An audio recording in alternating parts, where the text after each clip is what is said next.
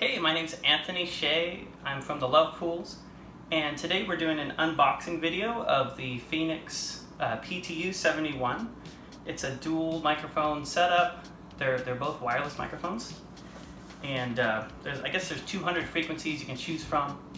And I just want to start by saying I got this on Amazon Prime, and it was a 2-day shipping, so it didn't have any problems.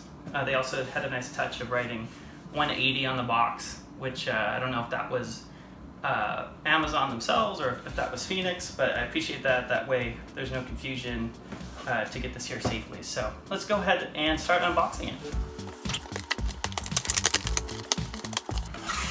Alright, so here we go. Looks like we have specs in the back.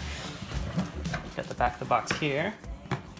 So in the box we should have a receiver, one 6.5mm audio connecting cable, 6.5 to 3.5 audio cable adapter. That's nice. A lot of times these are things that you would have to order on the side. Power adapters included, of course. Got 2 antennas. Looks like this one, I'm sorry, this is a one handheld microphone. So I believe this is one microphone. My mistake. I thought I ordered 2. I just maybe there is 2. Maybe it's messing with us. So let's go ahead and see. All right, so here is the PTU-71, and I do like the packaging. I think it's nice and slick. Phenyx Pro's got a cool little logo as well. I am a fan of slick and sleek packaging.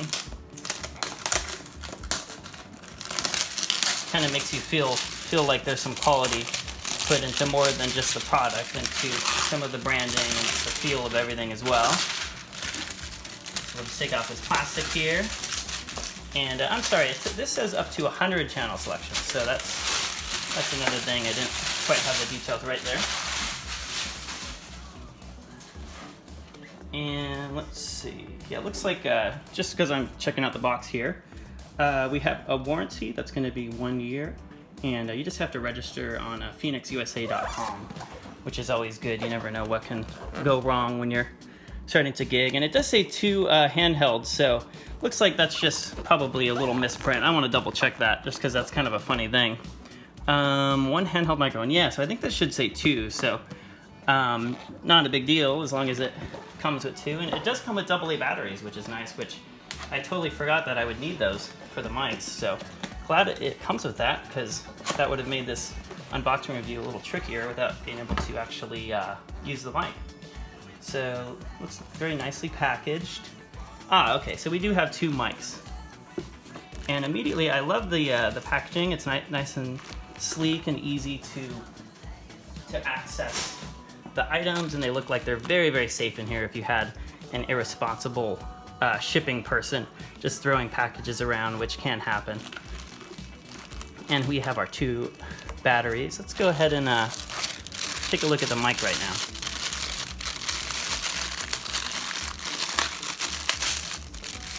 All right, so immediately it feels rugged. It's a metal mic, which is nice because we do have 1 wireless mic in the band, which is plastic, and so it's a bit long. It's longer than what we're used to, which I think is normal because wireless mics probably need to be a bit bigger for the transmitters and everything. So it looks like there's a display here that once we plug it in and turn it on, we're able to see the frequencies and all that. And I'll have to confirm that when we get it all powered on. Okay, so I'm not sure how to get this going. Let me take a look at the instruction manual so I don't do anything funky here. All right, so let's see how we get batteries going. So yeah, it looks like you do unplug this. Battery icon is probably left. Okay, so it looks like it slides out according to this picture here. Go ahead and try it one more time and see if I can get this to slide.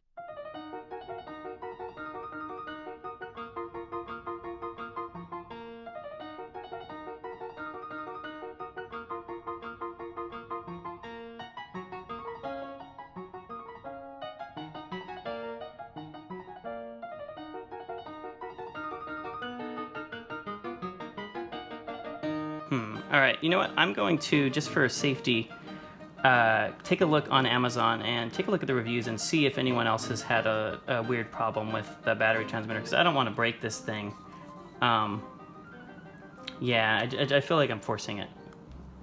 Alright, so didn't find anything on Amazon, but I did take a little closer look, and it looks like I may have missed that you can unscrew another part here. It's a little tricky. There we go. So it doesn't really seem to say, okay, you know what, it shows it here. I would prefer if the instructions say to unscrew this area here. That way I don't have to spend so much time to just figure out how to do that. Looks like it takes a AA battery. I'm not sure if it's 2, looks like it is, since it came with 4. And let's go ahead and plug it in and see what it looks like once it powers on. Okay, so they go in this way. Okay, yeah, so it's gonna be 2 AA batteries, definitely. Alright, well, once you figure it out, it's really not a problem, and once again, it seems like a rugged microphone that... Oh, not sure which way the threads went. I think it's this way. Okay, yeah, seems right. But yeah, so far I really like the feel of it. It feels good in my hand. I can imagine performing with it, and it just has like this nice matte black feel to it. Nice finish, and has a good look to it. Looks good in the light, as you can see. So you can film with this camera, and it would look good on stage. Let's go ahead and turn it on, just without the receiver. Just curious. Okay, so group 0, channel 1. It says mic 2. So just curious. Let's leave this one on. Let's see if the other one says mic 1. Maybe it is preset. All right, and looks like this mic powered off. So my guess is that it has an auto off function. Oh no, you know what? I'm sorry. The display went off. So, which is okay with me. I don't always want to have unnecessary lights on. It just saves energy, probably saves the battery. So this says mic 1 and this says mic 2. So that's cool. So it looks like it is already set up that way. And the display does go off real quick. So let's go ahead, and I'm going to turn it off just because I don't want to power on the device and have it be too loud or something like that. Just be nice on my PA speaker. All right, let's finish putting this together. So here is one cord here. This looks like the, this is like a 1/4 inch to, there's a few converters. Yeah, this is so nice. So we have a 1/4 inch plug-in, which can go to an auxiliary looking cable. It looks like it's a mono cable, which makes sense, as it would be mono frequencies, I believe. Still unsure if it does have the stereo capabilities. And we got the power plug. So I hope the power plug is long. I can already tell that this is not as long as I would want. When you're gigging, you want to have a good reach. Fortunately, this is wireless, so there's a little bit of forgiveness there. But I'm a big stickler. I mean, I've bought so many keyboards where, just music equipment where, you know, this is only like 3 feet long. So think about it. I'm going to put this on a table, and it can barely even reach the wall. So we'll have to get an extension cord to plug this in, which it'd be nice to have a little bit longer cord. All right. So let's go ahead and get a little bit closer. Let's take a look at the unit when it's off. So we have a front display here. Looks like you can set frequencies, and you have volumes there, which is nice. So this would be for mic 1, looks like, mic 2, and I feel little clicks with each volume setting, which I do like. Some of them have a sort of a free, sort of like an oiled feel to it. This has a little click feel, so once you really get familiar with it, you may be able to kind of know roughly which click is where you like it at. So that's one touch I like. The unit itself is nice and compact, and should be able to fit very easily with any of your other equipment that you're using. And power button is just right here. Power button feels a little bit cheap. I'd prefer a little kind of stronger feel to that. And take a look at the back. So we have a balanced B and a balanced A output. And these are our antennas. So antenna B, antenna A, this is so you can get your signal. And just the power plug here. And this is, looks like a 1/4 inch mix out. So this is good for karaoke equipment. And if you want to do more professional equipment, you always go with the XLR. These balanced signals. Okay, let's go ahead and plug in the antennas now. His hours upon the stage, and then it's heard no more. All right, so we'll go ahead and set it here. I think let's go ahead and give it a test for what we do for singing. The green plastic watering can for fictionist rubber plants and the fake plastic bed. Okay, trying to get a feel for the mic. So far, the dry sound, I feel like this mic is good for like a church. I'm not loving it so much for singing yet, and we do have a lot of other equipment. We use it, we'll run it through, there'll be reverb and EQ vocals at the board. So after things were EQ'd, I'm sure I would like the sound a little more. I feel for speaking that this sounds fine, and when I take big breaths, like it's not picking up those breaths too bad. So it has a good shield there. I do feel that if you want to get good vocals out of this, you really do want to have some effects going. It just sounds, which is natural. I mean, usually when you're going to be singing, you're not just doing a totally dry signal.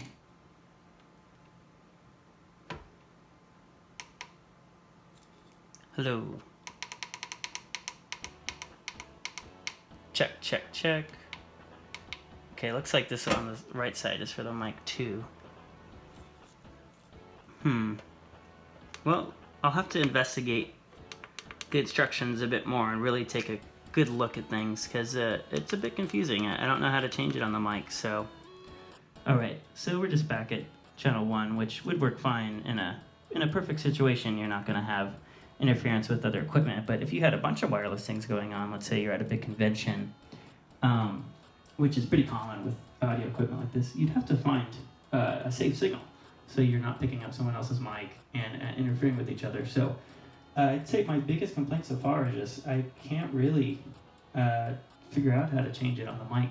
So if there would just be a button just on the mic here, just a little signal button or something, that could clarify, because all we have is that I can see, unless I'm missing something, is a power button. And I do see this light here does seem to communicate, but the power button mutes it and turns the mic off. So I would love to know how I can scroll through my channels on the mic. So I'll have to take a look and figure that out, and then I can come back and we can finish this video. So, and if I don't figure it out, then I'm still happy with the mic more for speaking. Right now, just getting some again, like a little bit of frequency. That's what I want to change. Some either frequency distortion or a signal kind of thing that I hear. So right now, I wouldn't feel comfortable going out and performing yet. I'd have to get more just familiar with how to use this and hope that I could find a new signal, a new frequency. So I totally forgot we needed to do the XLR test. And immediately, I swear I still hear a little bit of this weird distortion, but it seems a little safer to go the XLR route. And I'm going to do just a quick singing test again with the XLR. So far, I don't really notice a big difference. A green plastic watering can for a fictionist rubber plant and a fake plastic bed. So yeah, the vocals, maybe it's just where I'm at. They sound a little, let me come over here. A green plastic watering can. Just sound kind of muffled. I think that the mic could have more clarity. Again, it's for me it's a singing thing. I like a lot of treble. Let me try different kind of singing different points. But yeah, it sounds. Well, I do like the one thing that is good about this mic is if I'm here, here, maybe not there, but here. It seems to pick up the voice pretty well. It's got a balanced mic on it.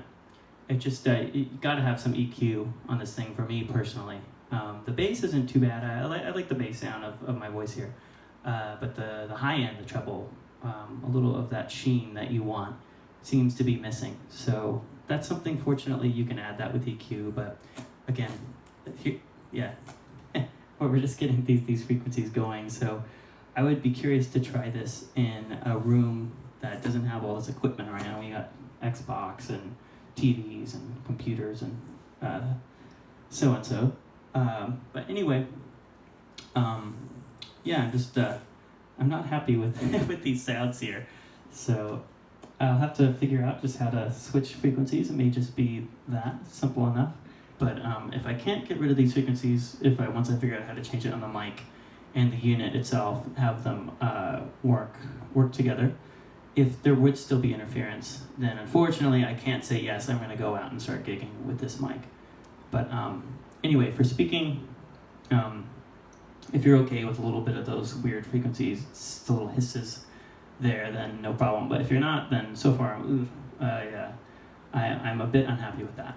But anyway, thanks again. Glad we tried the XLR cable to give it an honest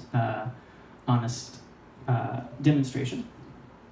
So, all right, we'll call it a night. Bye-bye.